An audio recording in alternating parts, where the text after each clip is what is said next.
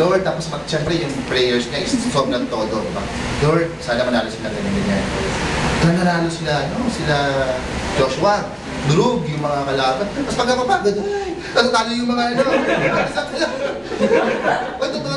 totoo, nasa Bible to, serious to. Ganun. Tapos, pag napapagod, may sinama siyang dalawang alalay niya, bodyguard niya. Sabi niya, hindi ginawa nila, so napapansin nila yun, naglagay sila ng bato. Yan. So, yan, gano'n. Tapos, siya nag-pray pa rin siya, hanggang nakataas yung kamay niya, So, in short, nanalo yung sila Joshua. So, yun nga, tapos may pangalaman naman silang laban. Ayun, may sarili silang bato. Diba? Joke lang. Sabi nga ni Joshua nun, mas confident ako sa prayer ni Moses kaysa sa mga kasama kong malulupit na army. So, ganun kalakas yung prayer natin, brothers and sisters. An incomplete notion because it leaves out the deity of Christ and limits Christianity to merely being a good Samaritan. Kasi sabi diba, yung mga Kristiyano, sila lang gumagawa ng mabait, dapat. Kasi diba yung mga may kaibigan na akong Muslim, pinakain ko ng dinuguan, okay lang sa kanya kasi lasing naman siya nun. Kasi nampasampal ko dun sa kasi nahulog siya sa riles kasi nampasampal ko siya. Sabi niya, walang ginagawa sa akin. So yun, hindi niya ako pinakain. Okay. Tapos, mabait talaga siya. Mabait yung kahit ibang religion naman, di ba? Hindi naman mga Christian lang. So, yun. So, ito yung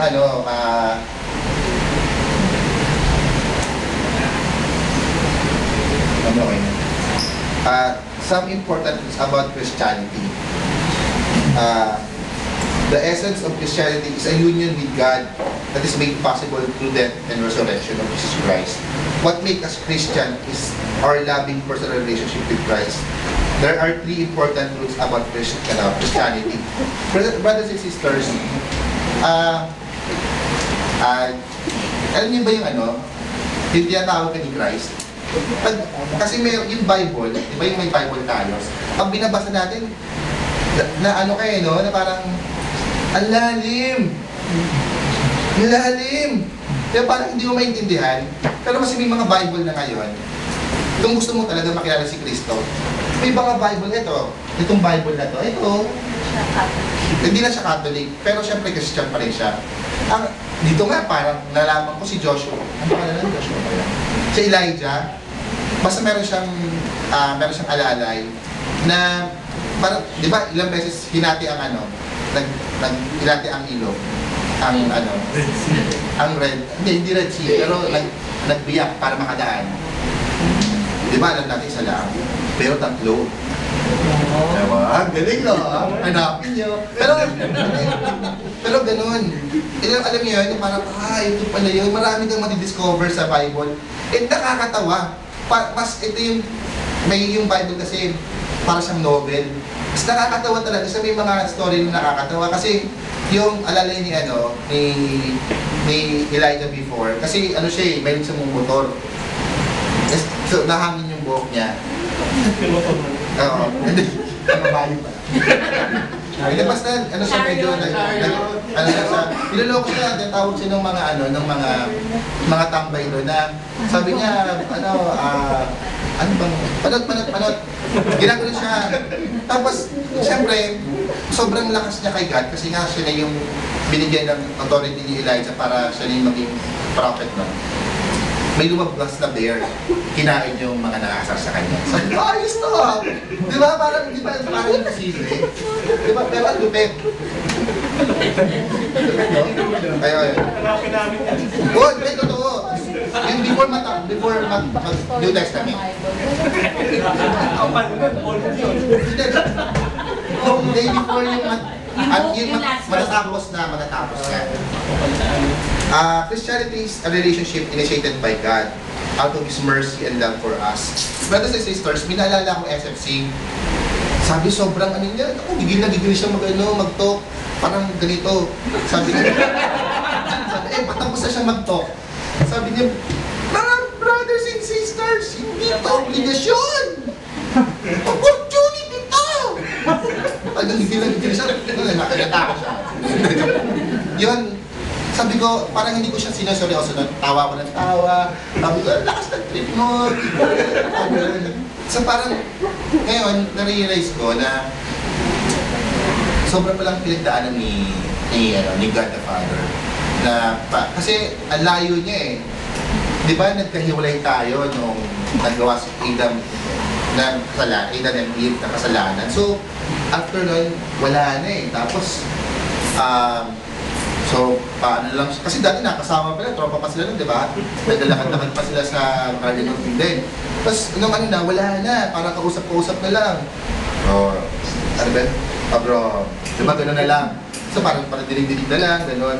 Hanggang dumating si Jesus Christ, di ba? Parang, pinadala niya yung dearly son niya para ang tawag dito, ma-reach tayo.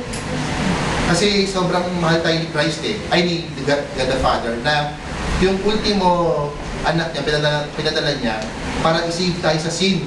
Kasi panahon pa ni Adam and Eve, dumaan na tayong kasalanan eh. Kumbaga, doon pa lang, tinapos lahat ni Kristo. Yung ni God yung kasalanan natin by His Son. So, our Christian faith is a gift from God. It is a free gift na dapat natin i-accept, brothers and sisters. Kasi ano to eh, kumbaga, ito na binibigay na sa inyo ni God the Father na, tanggapin mo ako. Diba? Mami, sabi dito, Ephesians, God saved you by His grace when you believe. And you can't take credit for this. It is a gift from God. Salvation is not a reward for doing good things we have done. So none of us can boast about it. Mga brothers and sisters, itong ginagawa natin ito, pagdating sa inyo, Lord! Ito kami, nagtama ko doon. Brothers and sisters, dati pa, nasave na tayo ni Jesus Christ. Lahat, kahit anong gawin natin kasalanan, hindi ko nakalala ng kasalanan. Kung mahal si Christ, huwag na tayo kumalang ng kasalanan. Pero, di ba, ito yung mga ginagawa natin, kabutihan sa kapwa. Hindi to hindi natin ito dapat ipagmalaki dahil, kumbaga, ang tawag dito, ito yung gift sa atin ni God. Dapat, i-return natin yung glory kay God sa lahat ng mga ginagawa natin.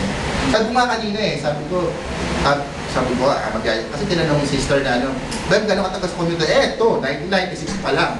Kasi ito sabi niya, 1993, isa ko doon. Diba? Mas matagal ito. Parang nayabang ko, sabi ko, wife si, last na rin ako, dami ko parang sabi, nayabang ko yun pala. Yung nabasa ko yung na, hindi mo kailangan pagmalaki yun eh. Ha? Wala. Kasi save ka na, dati pa. Diba? Yan yung gift sa'yo ni God. God initiated our relationship with Christ. We did not initiate it. This is real love. Not that we love God, but He loved us, and He sent His only Son as a sacrifice to take away our sins. Brothers and sisters, hindi binayad ni God yung gold, silver para sa kasalanan natin. Ang binayad niya yung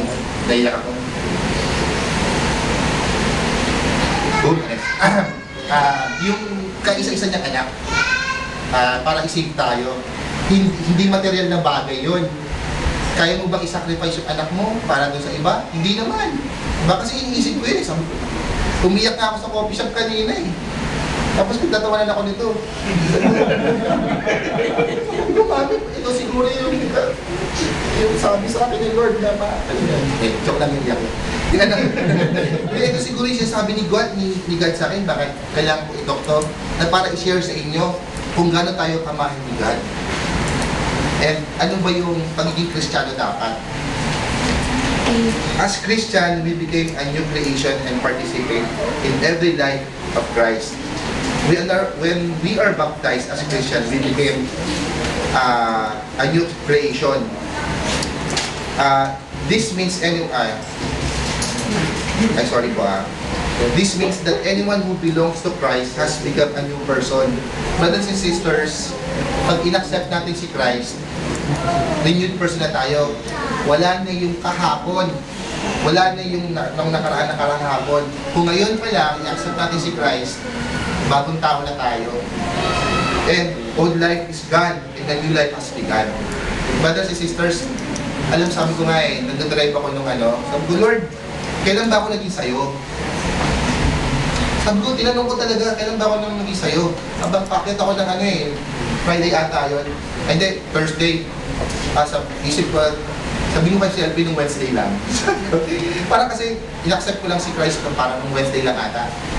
Hindi naman, parang sabi ko, Lord, ano ba? Ano ba ako sa'yo? Ano ka ba sa akin? Nagtatanong na ako kay Christ na gano'n kasi ang dami, sabi ko, Lord, parang, kasi dumadrama nga ako sa asawa ko, Mami, ganito, ang dami natin utang, gano'n. Tapos, hindi tayo matapos-tapos. Sabi niya, malapit na natin utang sa December. Ay, oo nga, parang alam mo yun, mabuti natin yung asawa ko.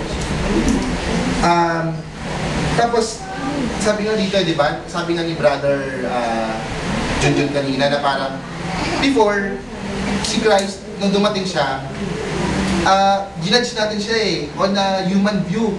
Tinignan lang natin siya as a tao. Di ba? Pero in a Christian way, dapat titignan natin kung ano yung mga ginagawa niya. Kasi, anak lang ito ni Joseph na karpintero Ba't paano magiging Diyos yan?